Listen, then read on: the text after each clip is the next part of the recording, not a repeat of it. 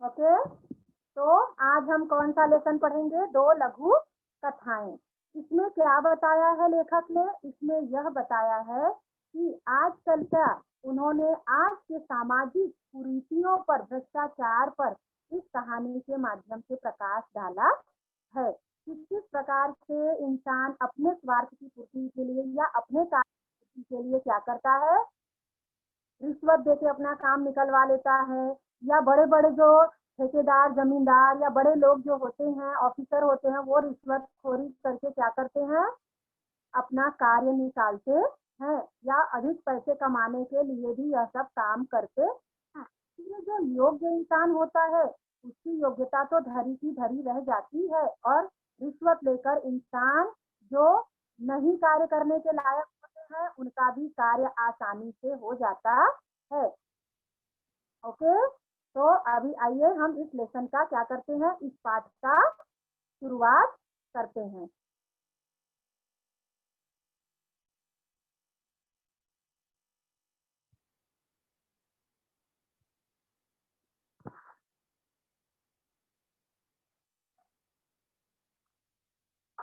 दो लघु कथाएं। परिचय।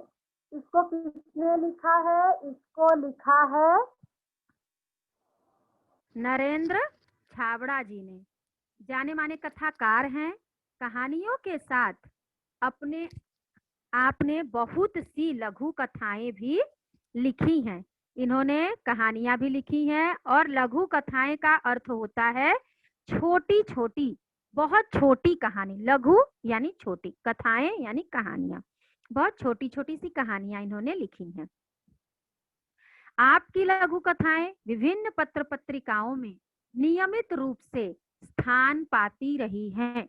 अब इनकी लघु कथाएं, छोटी छोटी जो कथाएं हैं, इन्होंने क्या किया है, उसको पत्र पत्रिकाओं में स्थान मिला है। क्यों? क्योंकि इनका जो लेख है, इनकी जो बातें हैं, वो क्या है, समाज से संबंधित होती हैं। इसलिए इन्होंने क्या किया है, इसको हमेशा पत्र पत्रिकाओं में इनके लेख हमेशा स्थान पाते रहे हैं।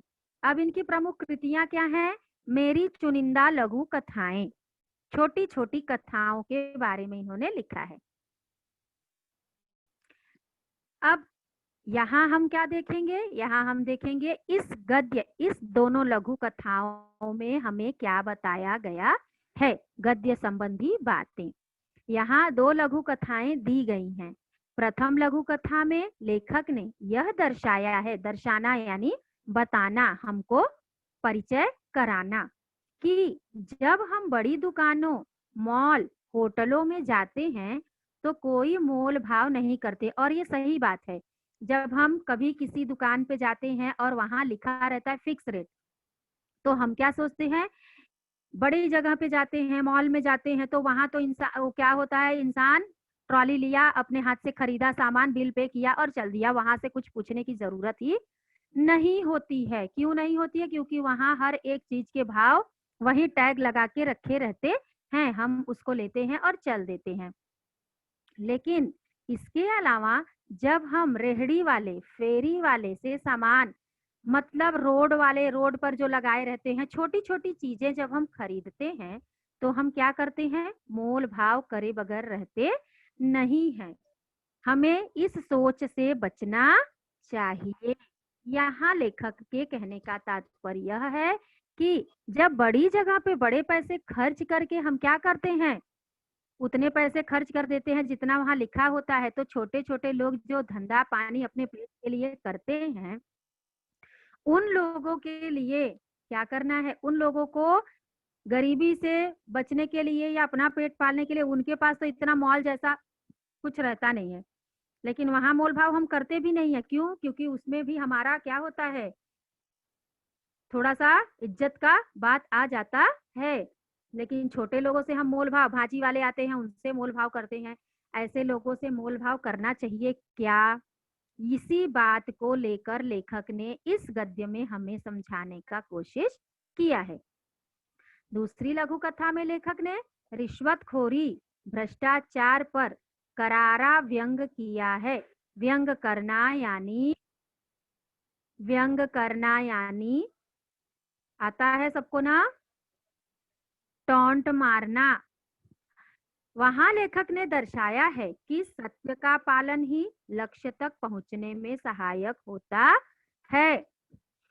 सत्य के द्वारा, परिश्रम के द्वारा जो कार्य किया जाता है उसका फायदा भी अच्छा होता है, मन को संतुष्टि भी देता है, मन को खुश भी करता है। और अपने मंजिल तक जब हम सत्य के द्वारा पहुंचते हैं तो शायद हमें बहुत ही अच्छा लगता है।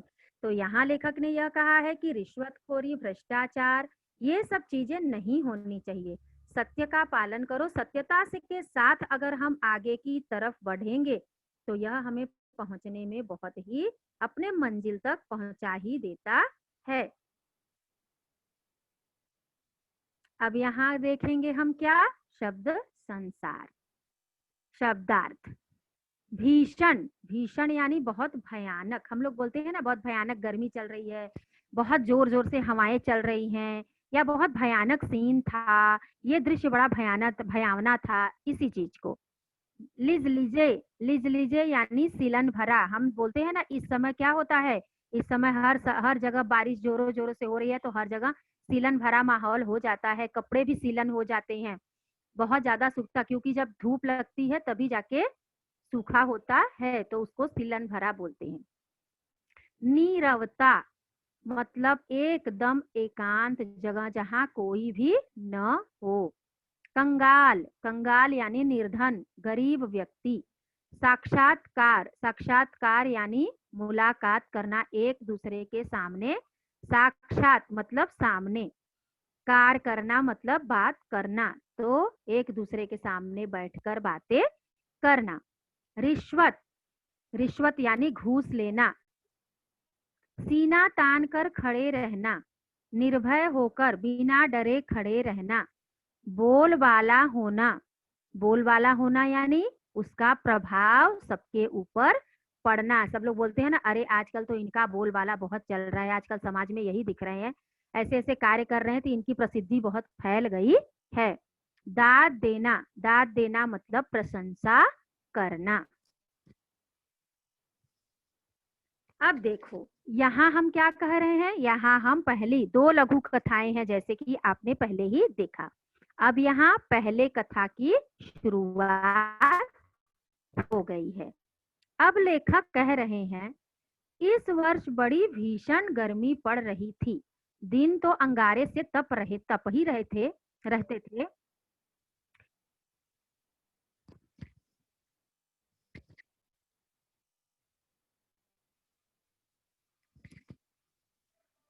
रात में भी लू और उमस से चैन नहीं मिलता था। अब यहाँ लेखक ने गर्मी के मौसम का वर्णन किया है।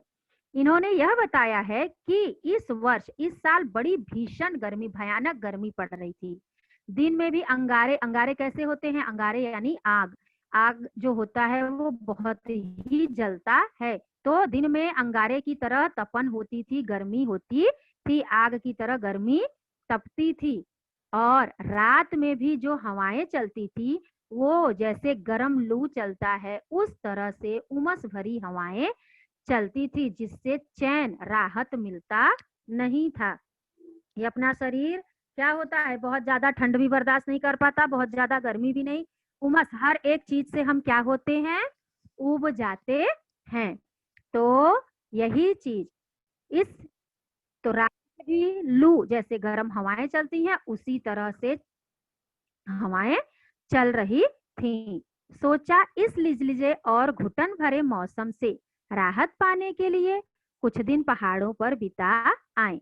अब यह लेखक ने सोचा कि बहुत तपन पड़ रही है, बहुत अंगारे आग की तरह गर्मी पड़ रही है, रात में भी गर्म हवाएं चलती हैं, तो यहाँ तो चैन मिलता नहीं है, तो अब हमें क्या करना चाहिए। अब हम ऐसा, वो ऐसा सोच रहे थे कि लिजलिजे यानी कभी कभी ऐसा होता है ना, बहुत ज्यादा पसीना हमको आता है तो पूरा कैसा होता है, शरीर चिपचिपा हो जाता है। तो और घुटन भरा, जब गर्मी बहुत ज्यादा पड़ने लगती है तो इंसान घर में रह के क्या होता है, दम जैसे अजीब सा घुटने लगता है दम। तो इस मौसम से राहत पाने के लिए कुछ दिन हम क्या करें, पहाड़ों पर चले जाएं। पहाड़ों पर क्या होता है, हर समय मौसम एक जैसा रहता है, जिसको आप हिल स्टेशन बोलते हो ना, कि जाकर हम घूमकर आते हैं। तो अगले सप्ताह ही पर्वतीय स्थल की यात्रा पर निकल पड़े। अब अगले सप्ताह हम क्या किए, पर्वतीय स्थल पे की यात्रा शुरू कर दिए। 2-3 दिनों में ही मन में सुकून सा महसूस होने लगा था। अब वहां पहुंचकर लेखक को क्या हुआ, सुकून महसूस होने लगा। क्यों सुकून महसूस होने लगा, क्योंकि इतनी गर्मी में, इतने भीषण तपती गर्मी से अगर कोई ठंडी जगह पर आ जाए तो क्या होगा, मन को सुकून मिलता है। तो मन उनका सुकून महसूस, अच्छा आराम मिलने लगा उनको। और वहां का प्राकृतिक सौंदर्य, हरे भरे पहाड़, गर्व से सीना ताने खड़े, दीर्घता सिद्ध करते वृक्ष, पहाड़ों की नीरवता में हल्का सा शोर कर अपना अस्तित्व सिद्ध करते झरने मन बदलाव के लिए पर्याप्त थे। आप कभी भी अगर पर्वतीय स्थल या किसी नदी के किनारे या प्रकृति के जितने भी स्थल हैं, वहां अगर आप जाओगे और देखोगे तो शायद मन को बहुत सुकून, जितना भी बेचैन मन रहने दो, बड़ा सुकून मिलता है। अब यहाँ का वो पर्वतीय स्थल जहाँ लेखक गए थे, वहां का प्राकृतिक सौंदर्य कैसा था, हरे भरे पहाड़। पहाड़ कैसे होते हैं, आप अपने बदलापुर अपने स्कूल से भी देखते हो, पहाड़ियों पर जब बारिश आती है तो वो कितने हरे भरे और सुंदर हो जाते हैं और बड़े ही सुंदर दिखते हैं। और हम गर्मियों में भी देखते हैं तो भी वह पहाड़ हमें कैसे दिखते हैं, हरे ही दिखते हैं और सुंदर। बारिश में थोड़े ज्यादा हरे हो जाते हैं। तो वहां का प्राकृतिक सौंदर्य, हरे भरे पहाड़, गर्व से सीना ताने खड़े। गर्व से क्या है, पहाड़ हमेशा खड़े होते हैं, झुकते नहीं है। तो गर्व से ऐसा लग रहा है जैसे सीना ताने हुए खड़े हैं। दीर्घता सिद्ध करते वृक्ष, दीर्घता मतलब बहुत बड़े बड़े वृक्ष अपनी बड़ाई बताते हैं। पहाड़ों की नीरवता में हल्का सा शोर।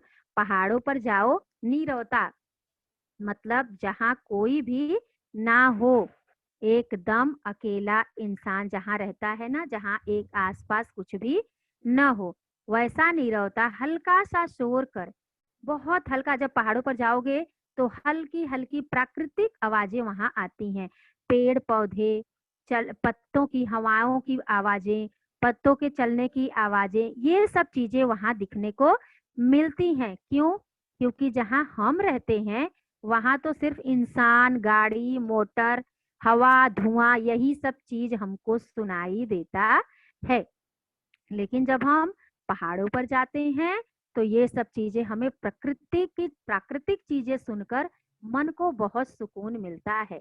इसलिए इंसान गर्मियों की छुट्टियां बिताने के लिए जगह जगह पर घूमने जाते हैं, कि क्या हो, मन भी परिवर्तित हो जाए और मन को सुकून भी मिले। क्यों, क्योंकि एक ही तरह का जीवन, एक ही तरह की जिंदगी, एक ही रूटीन सी लाइफ बिताते बिताते इंसान क्या होता है, थोड़ा सा बोर हो जाता है। तो मन को भी शांत करने के लिए इंसान को कहीं ना कहीं चले जाना चाहिए। जैसे लेखक कहाँ गए थे, पर्वतीय स्थल की यात्रा पर गए थे। उस दिन शाम के वक्त झील किनारे टहल रहे थे। अब एक दिन वो क्या किए, शाम के वक्त झील के किनारे टहलने गए। एक भुट्टे वाला आया और बोला, साहब भुट्टा लेंगे, गरम गरम भूनकर मसाला लगाकर दूंगा। सहज ही पूछ लिया, कितने का है, 5 रुपए का। अब झील के किनारे, झील नदी के किनारे वो टहल रहे थे। टहलते टहलते एक भुट्टे वाला आया। कभी कभी देखो आप, यहाँ भी कहीं किसी स्थान पे जाओगे तो भुट्टे वाले घूमते रहते हैं भुट्टा बेचने के लिए गरम गरम। और इस मौसम में तो ज्यादा ही मिलता है, क्योंकि ये खेती के समय में, इस समय मक्का होता है। तो उसने पूछा, साहब भुट्टा लोगे क्या, गरम गरम मसाला लगाकर भूनकर दूंगा। अब मैंने सहज भाव से पूछ ही लिया कि कितने का है, तो उसने बोला 5 रुपए का। क्या, अब लेखक के मुंह से क्या निकला? क्या 5 रुपए का एक भुट्टा? हमारे शहर में तो 2 रुपए में एक मिलता है। अब उन्होंने किया, तुम 3 एक मिलता है, तुम 3 ले लो। अब लेखक ने क्या कहा कि अरे बाप रे, तुम 5 रुपए में बेच रहे हो, शहरों में हमारे जहां मैं रहता हूँ उस शहर में तो 2 रुपए का एक मिल जाता है, तुम 3 रुपए लेकर मुझे एक दे दो। तो भुट्टे वाले ने कहा, नहीं साहब, 5 से कम में तो नहीं मिलेगा, तो रहने दो, हम आगे बढ़ गए। अब लेखक ने बोला कि 5 रुपया मुझे ज्यादा लग रहा था, इसलिए मैं आगे बढ़ गया और उसको बोल दिया कि रहने दो, मुझे भुट्टा नहीं चाहिए। एकाएक पैर ठिठक गए और मन में विचार उठा, हमारे जैसे लोग पहाड़ों पर घूमने का शौक रखते हैं। अब देखो, जब वो आगे बढ़ गए तो सोचने लगे, ठिठक गए यानी थोड़ा सा रुक गए, मन में विचार भी आने लगा कि हमारे जैसे जो लोग होते हैं इतना पैसा खर्च करके पहाड़ों पर घूमने का शौक तो रखते हैं, हजारों रुपए खर्च करके होटलों में, जब आप होटल में खाना खाने जाते हो, होटल में पूरा चाहे जैसा भी खाना रहे बिल तो पूरा आपको पे करना पड़ता है, चाहे आप क्या करो, पसंद आए खाना चाहे ना पसंद आए, तो पूरा पूरा बिल भी पे करना पड़ता है, टिप्स भी देनी पड़ती है। तो यह सब चीजें अच्छे होटलों में रुकते हैं। अब लेखक यही सब बातें पूछ रहे हैं। तो जो बड़ी दुकानों में बिना दाम पूछे खर्च करते हैं, बड़े बड़े मॉलों में जाओगे, बड़े बड़े दुकानों में जाओगे तो वहां पूछोगे, कपड़े लोगे चाहे जो भी सामान लोगे, खरीदते वक्त हम कभी यह नहीं कहते कि भैया यह इतने की मिलती है, इतना कम कर दो। लेकिन जब हम भाजी खरीदने जाते हैं या छोटे छोटे जगहों पे जाते हैं, रोड पे जाते हैं खरीदने के लिए, तो उसको हम, एक तो सबसे पहली आदत होती है, इंसान राह चलते पूछ लेता है क्या भाव दिया भैया, आदत होती है सबकी, ये इंसानी प्रवृत्ति है। तो बोल देगा ये इतना, अरे नहीं नहीं नहीं नहीं चाहिए, या चाहिए तो इतना कम करो तो चाहिए। ऐसा क्यों? लेखक के कहने का तात्पर्य यही है, होटलों में रुकते हैं, जो बड़ी दुकानों से बिना पूछे खर्च करते हैं, पर गरीब से 2 रुपए के लिए झिकझिक करते हैं। अब वो बेचारा सुबह से शाम भुट्टा लेकर रास्ते रास्ते घूम रहा है, कितने भुट्टे बिकेंगे वो तो उसको भी पता नहीं है, तो गरीब ही है ना। तो गरीब से 2-2 रुपए के लिए हम क्या करते हैं, झिकझिक करते हैं, अरे इतने में नहीं, इतने में दो। तो कितने कंगाल हैं हम। अब लेखक के कहानी का तात्पर्य यहाँ समझ गया कि आखिर में कंगाल कौन है, हम है कि वो उल्टे कदम लौटा। मैं उल्टा कदम वापस लौट आया, 20 रुपए में 4 भुट्टे खरीद कर चल पड़ा। अब मैंने 5-5 रुपए के 4 भुट्टे खरीदे। जब मन धिक्कारने लगा कि इतना बड़ा पहाड़ पर इतना पैसा खर्च करके पहाड़ों पर घूमने आ गए, होटल में रहते हैं तो वहां इतना पैसा चुकाना पड़ता है, खाते हैं तो भी वहां इतना पैसा चुकाना पड़ता है, तो हमें इस भुट्टे वाले से झिकझिक क्या करने की जरूरत है, जो कि 2-3 रुपए और 5 रुपए के लिए हजारों रुपए हम खर्च कर दे रहे हैं, नहीं सोच रहे हैं, और 2-5 रुपए के लिए हमें सोचना पड़ रहा है। तो कंगाल कौन है, हम हैं या वो? मैं, लेखक क्या किए, उल्टे कदम वापस लौट आए और 4 भुट्टे खरीद लिए 20 रुपए में और अपनी राहें चल पड़े। जब भुट्टे खरीद लिए और रास्ते चल पड़े, तब क्या कर रहे थे, अब वह सुकून सा अनुभव कर रहे, सुकून को अनुभव कर रहे थे वो।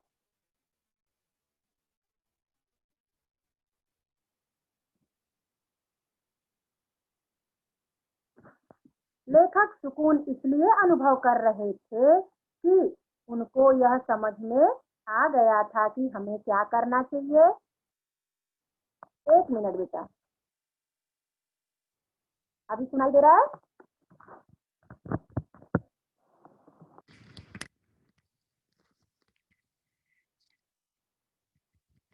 लेखक ने क्या किया, लेखक ने यह सुकून अनुभव किया।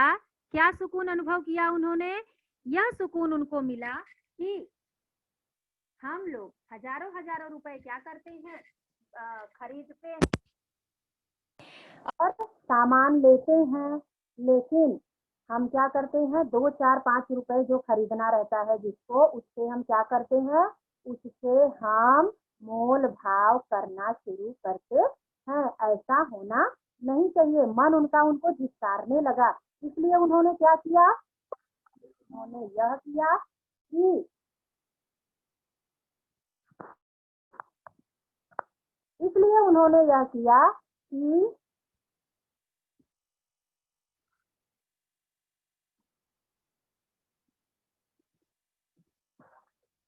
गए और भुट्टा खरीदे। जब उन्होंने भुट्टा खरीदा तब उनको थोड़ा अच्छा लगा। क्यों अच्छा लगा? क्योंकि उनको इसलिए अच्छा लगा कि अब वो गरीब से मोल भाव नहीं कर रहे थे और उन्होंने पैसे से 4 भुट्टे भी ले लिए थे। 20 रुपए जब उस गरीब को मिल गया तो वो खुशी का अनुभव कर रहे थे। ये कथा आपको सबको पूरी अच्छी तरह से समझ गई?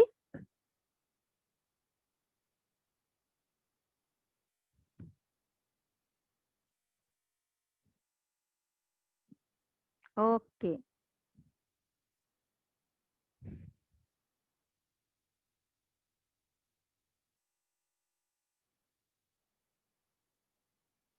Very good. अब हम क्या करेंगे, दूसरी लघु कथा को स्टार्ट करेंगे। Okay okay. दूसरी लघु कथा में लेखक ने क्या बताया है? लेखक ने यह बताने की कोशिश की है कि रिश्वतखोरी, भ्रष्टाचार जो फैला हुआ है आज के जमाने में, उसको क्या करें, दूर करना चाहिए। अगर वो दूर हो गया तो शायद समाज में बहुत ही अच्छाइयाँ फैल जाएंगी। लेकिन ऐसा होना क्या है, ऐसा होना मुश्किल है। क्योंकि हर तरह के इंसान क्या आजकल चाहते हैं कि बस अपना काम क्या हो, कंप्लीट हो, पूरा हो जाए, बाकी दूसरों का हो चाहे ना हो। अब देखो दूसरे का कहानी का ये क्या है, सही उत्तर। इसका शीर्षक है सही उत्तर। अब तक वह कितने ही स्थानों पर नौकरी के लिए आवेदन कर चुका था, साक्षात्कार दे चुका था। उसके प्रमाण पत्रों की फाइल भी उसे सफलता दिलाने में नाकामयाब रही थी। बहुत बड़े बड़े लोग हैं, बहुत बड़े बड़े, अभी देखो बच्चे क्या करते हैं, डॉक्टर इंजीनियरिंग करते हैं, जो भी है, अच्छी अच्छी डिग्रियां पाकर भी नौकरी नहीं मिलती है। फिर उनको क्या करना पड़ता है, समझौता करना पड़ता है। और बेचारे क्या करते हैं, कम पैसे में ही नौकरी करना शुरू करते हैं। उनकी योग्यता के अनुसार उनको नौकरी नहीं मिलती है। ये सब चीजें भी क्या होती हैं, भ्रष्टाचार को बढ़ावा देती हैं, रिश्वतखोरी को बढ़ावा देती हैं। अब तक कितने ही स्थानों पर लेखक आवेदन कर चुके थे। आवेदन करना मतलब बताना, देना, अपना एप्लीकेशन, रिज्यूम जो लोग देते हैं ना, ये सब चीज देना, तो दे चुके थे। लेकिन यह सब चीजें क्या था, साक्षात्कार दे चुका था। साक्षात्कार यानी इंटरव्यू देना। उनके प्रमाण पत्रों की जो अपने पास डिग्री होती है, सर्टिफिकेट होते हैं, वो भी एक फाइल में लेकर वो क्या करते थे, सब जगह दिखाने की कोशिश करते थे। लेकिन यह सब चीजें मिली नहीं, सब नाकामयाब हो गई, उनको नौकरी नहीं मिली। हर जगह भ्रष्टाचार, रिश्वत का बोलबाला होने के कारण योग्यता के बावजूद उसका चयन नहीं हो पाता था। चयन होना यानी चुनाव होना, हिंदी में चुनाव होना। और हर जगह भ्रष्टाचार था, रिश्वत था। जब भ्रष्टाचार था, रिश्वत लेने के लिए तो पैसे तो उनके पास भरना नहीं था। क्यों? क्योंकि वो सत्य के पुजारी थे। तो जब वो पैसे नहीं भर सकते थे तो नौकरी कहाँ से मिले। योग्यता थी अंदर, बहुत अच्छे थे, पढ़े लिखे थे, डिग्री थी, लेकिन कहीं भी उनका चुनाव नहीं हुआ, चयन नहीं हुआ। क्यों नहीं हुआ? इसलिए नहीं हुआ कि उनके पास देने के लिए रिश्वत नहीं था। हर ओर से अब निराश हो चुका था। भ्रष्ट सामाजिक व्यवस्था को कोसने के अलावा उसके बस में और कुछ भी तो था नहीं।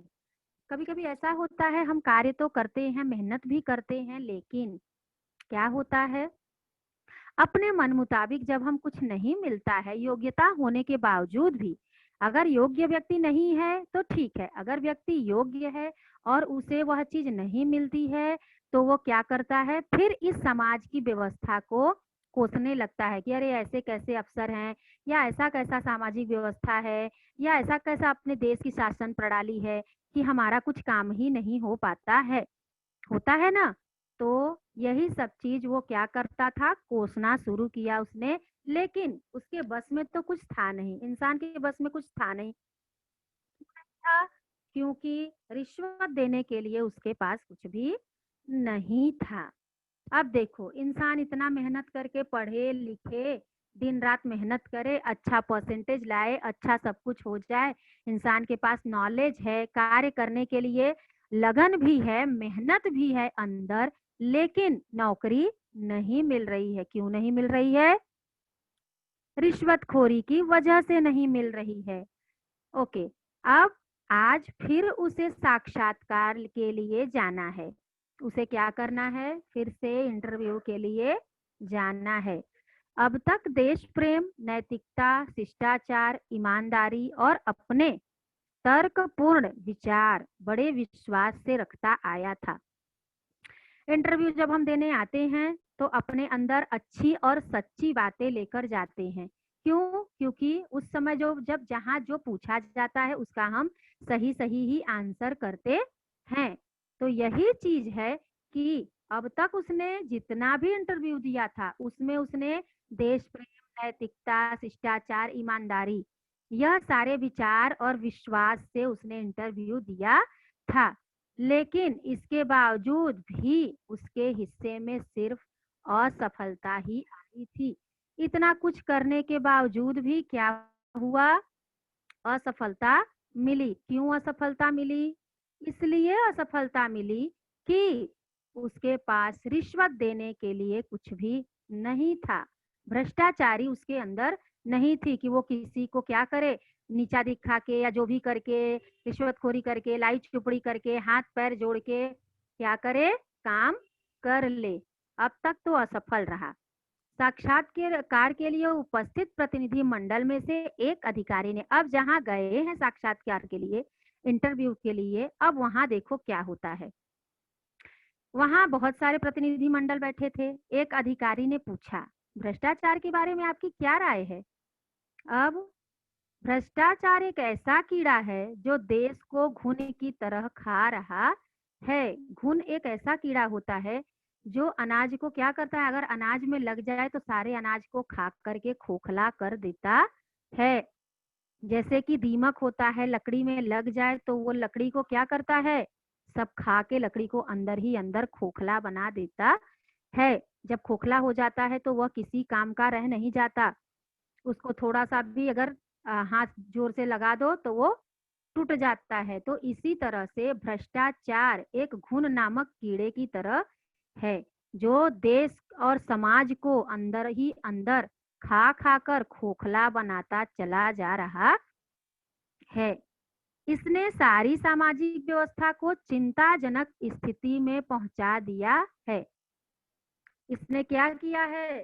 समाज को हमारे चिंताजनक स्थिति में, अब समाज हमारा क्या है, चिंता की स्थिति में पहुंच गया है कि अगर इसी तरह से यह भ्रष्टाचार बढ़ता रहा तो समाज की व्यवस्था को संभालना मुश्किल ही नहीं, नामुमकिन भी हो सकता है। सच कहा जाए तो देश के लिए क्या है? कलंक। आपको निबंध भी कभी कभी आता है लिखने के लिए, भ्रष्टाचार एक कलंक, इस पर निबंध लिखो, इस पर अपने विचार लिखो, ये सब चीजें आती हैं। तो यही है, यह देश के लिए क्या है? कलंक है। कलंक यानी बहुत बुरा चीज है यह। तो अभी क्या होगा? अधिकारियों के चेहरे पर हल्की सी मुस्कान और उत्सुकता छा गई। अब अधिकारी जो कि इंटरव्यू ले रहे थे, उन्होंने क्या किया, बड़ी उत्सुकता आ गई उनके अंदर, मुस्कराए भी वो। उसने उसके तर्क में उन्हें रुचि महसूस होने लगी। अब जो तर्क से वो बातें कर रहे थे, नौकरी के लिए जो आए थे, उन्हें रुचि महसूस होने लगी अधिकारियों को कि अब इन्हें यह नौकरी चाहिए। अब दूसरे अधिकारी का प्रश्न क्या था, देखो, रिश्वत को आप क्या समझते हैं? दूसरे अधिकारी ने क्या किया? दूसरे अधिकारी ने यह पूछा कि रिश्वत को आप क्या समझते हो? यह भ्रष्टाचार की बहन है।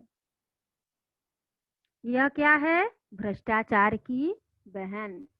जैसे विशेष अवसरों पर हमें प्रियजनों, परिचितों, मित्रों को उपहार देते हैं।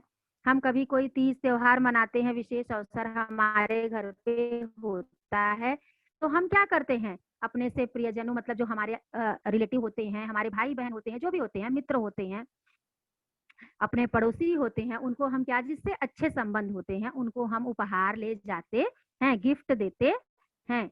इसका स्वरूप भी कुछ ऐसा वैसा ही है। तो जो भ्रष्टाचार है, इसका भी स्वरूप ऐसा ही है। लेकिन उपहार देकर हम केवल खुशियों या कर्तव्यों का आदान प्रदान करते हैं। अब इसका स्वरूप भी कुछ ऐसा ही है। हम क्या करते हैं? उपहार देकर हम केवल खुशियों का, कर्तव्यों का आदान प्रदान करते हैं। आदान प्रदान करना यानी इससे अधिक कुछ भी, आदान प्रदान करना यानी लेना और देना। हम अपने खुशियों को दे देते हैं, ले लेते हैं, अपने कर्तव्यों को ले लेते हैं, दे देते हैं, इससे अधिक कुछ नहीं। जबकि रिश्वत देने से रुके हुए कार्य, अब जो हम उपहार देते हैं उसमें हम अपनी खुशियां बांटते हैं, अपने कर्तव्य पूरे करते हैं। बोलते हैं ना लोग कि अपने कर्तव्यों का पालन हम करते हैं, इससे अधिक कुछ भी नहीं। लेकिन रिश्वत देने से कौन से कार्य होते हैं? रुके हुए सारे कार्य हो जाते हैं। जो बहुत दिनों से फाइल दबी हुई होती है, हम क्या करते हैं? नौकरी के लिए जाते हैं, वहां हम लोग क्या करते हैं? फाइल देते हैं उनको, वो फाइल हमारी एक जगह फेंक दी जाती है और उसको कार्य के लिए नहीं किया जाता। योग्यता भले ही हो लेकिन पैसे नहीं होते। तो फाइल क्या होती है? फाइलें टलती हुई पदोन्नति। पदोन्नति का मतलब होता है तरक्की। और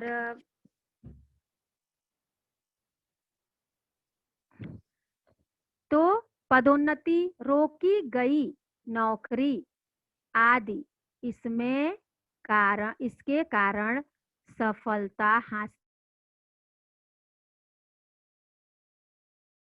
की जा सकती। अब उन्होंने बताया इसमें, यहाँ लेखक ने, यहाँ उस इंसान ने जो इंटरव्यू देने आया है वह क्या बताया है? उसने यह बताया है कि जैसे कि ये सरकारी अधिकारी ने उससे सवाल पूछा कि भ्रष्टाचार क्या है, रिश्वत क्या है? तो रिश्वत भ्रष्टाचार की बहन है।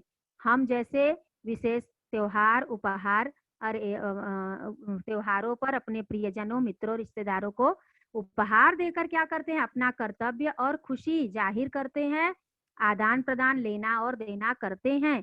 लेकिन रिश्वत देने से क्या होता है? रुके हुए कार्य अच्छी तरह से सफल हो जाते हैं और हमको पदोन्नति भी मिलती है।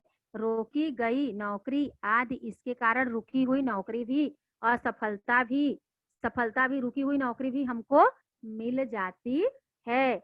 पदोन्नति यानी प्रमोशन होना। तब भी यह समाज के माथे पर कलंक है। इसका समर्थन कतई नहीं किया जा सकता है।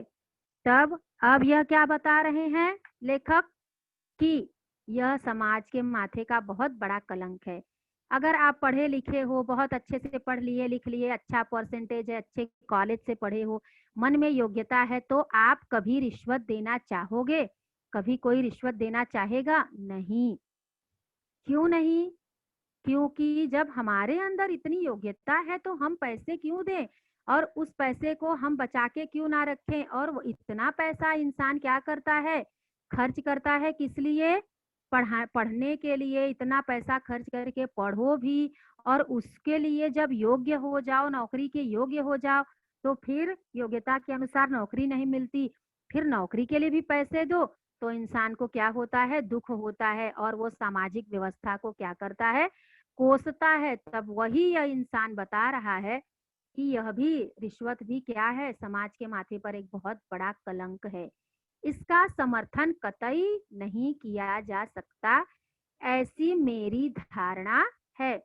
अब मेरी ऐसी धारणा है कि मुझे इसका समर्थन नहीं करना है, मैं नहीं करूंगा चाहे कुछ भी हो जाए, कहकर वह तेजी से बाहर निकल गया। बाहर इसलिए निकल गया कि यहाँ भी मेरा चयन, यहाँ भी मुझे चुना नहीं जाएगा, इसलिए मैं यहाँ से निकलना ही अच्छा समझता हूँ। मैं यहाँ से निकल जाऊंगा तो वो ज्यादा मेरे लिए अच्छा होगा, क्योंकि यहाँ के लोग जब भ्रष्टाचार, रिश्वत, ये सारी बातें पूछ रहे हैं तो क्या ये मेरा चयन करेंगे, क्या नहीं करेंगे। पर भीतर बैठे अधिकारियों ने गंभीरता से विचार विमर्श करने के बाद युवक से सही उत्तर की दाद देते हुए उसका चयन कर लिया, उसका चुनाव कर लिया गया। आज वह समझा कि सत्य कुछ समय के लिए निराश हो सकता है, परास्त नहीं हो सकता है। निराश होना मतलब निराशा हो जाना, लेकिन सत्य के अंदर इतनी ताकत होती है कि वह कभी किसी से हार नहीं मानता है। अगर हम सत्य हैं, हमारे अंदर सत्यता है, अच्छाई है, तो हमारे अंदर उस सत्य की ताकत होती है। अगर हम गलत होते हैं तो हमारा चेहरा ही बताता है, हमारी आंखें ही बताती हैं कि हम गलत हैं। लेकिन अगर हम सही हैं तो हम चार लोगों से लड़ने के लिए हर समय तैयार रहते हैं। क्यों तैयार रहते हैं? इसलिए तैयार रहते हैं कि हम सही हैं, हमने कुछ भी गलत नहीं किया है। जब हम गलत नहीं है तो हम उससे क्या कर सकते हैं, अपना बात और उसके सामने रख सकते हैं, जैसे कि इंटरव्यू देने वाले इंसान ने रखा और अधिकारियों ने बहुत गंभीर विचार विमर्श भी किया और उसका चुनाव किया और उसको नौकरी मिल गई। जब नौकरी मिली तब उसको यह एहसास हुआ कि आज मेरे सत्य की जीत हुई और मैं निराश नहीं हुआ, इसलिए मैं परास्त भी नहीं हुआ।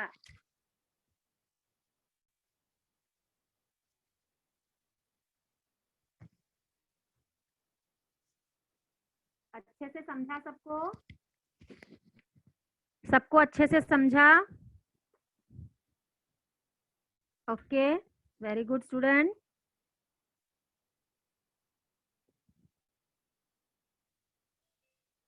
Okay okay okay okay. तो एक क्वेश्चन का आंसर मुझे दो। अभी क्या करेंगे हम, दो चार क्वेश्चन पूछ रही हूँ जिससे आपको आंसर करना है, किससे? चैटिंग बॉक्स के थ्रू। गर्मी की विशेषता, गर्मी की विशेषताएं क्या क्या थी? लेखक के लिए गर्मी, उदास होना, अंगारे सी तपन, भीषणता, लू चलना। वेरी गुड बेटा,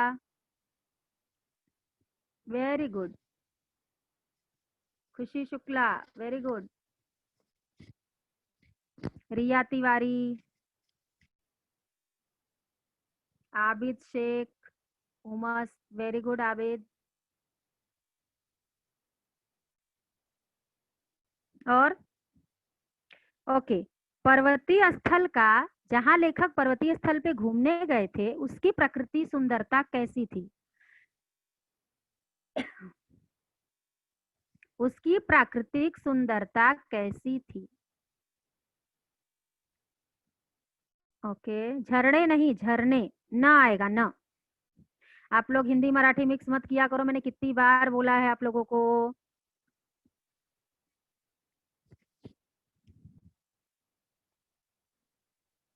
okay, very good, very good. खुशी शुक्ला, सुकून तो नहीं होगा। खुशी, मैंने प्राकृतिक सौंदर्य के बारे में पूछा, प्रकृति की वहां सुंदरता कैसी थी? हरे भरे पहाड़, दीर्घता कायम करते हुए वृक्ष, बहते हुए सुंदर झरने, सुंदर सी शांत नदियां, और उन पहाड़ों पर हल्की हल्की सी प्रकृति की शोर। था ना ये सब चीजें?